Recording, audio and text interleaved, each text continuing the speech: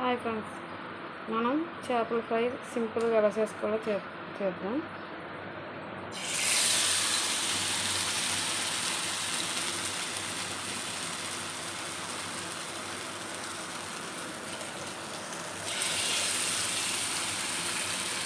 నేను ఇందులో కొత్తిమీర, అల్లం, వెల్లుల్లి, జీలకర్ర, ధనియాలు అన్నీ వేసి మంచిగా మిక్సీ పెట్టేసాను ఫస్టే మసాలా.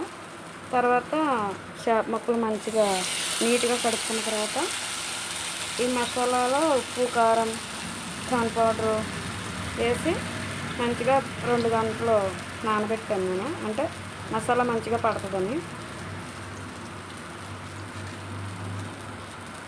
అలా పట్టినట్లు మనం ఇలాగ మంచిగా 2 గంటలు ఆగిన తర్వాత ఇలా ఫ్రై చేసుకోవాలి.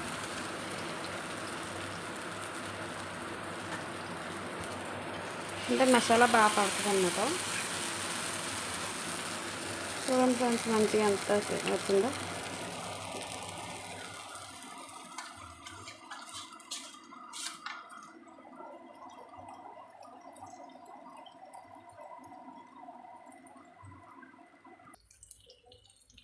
చూడండి మంచిగా ఎంత మంచిగా వచ్చింది సింపుల్గా.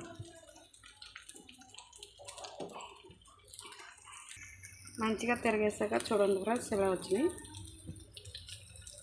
ఎంత సింపుల్గా రెడీ అయిపోయినాయి చూసారా. అంతే ఫ్రెండ్స్, చూసారా మంచిగా రెడీ అయిపోయినాయి ఫిష్ ముక్కలు. అంతే ఫ్రెండ్స్, రెడీ అయిపోయింది. ఇప్పుడు మనం అన్నంలో కొంచెం పెట్టుకోవచ్చు ఇంకా. అంతే ఫ్రెండ్స్, రెడీ. 7 చేపల ఫ్రై రెడీ. చూసారా ఎంత చక్కగా వచ్చిందో.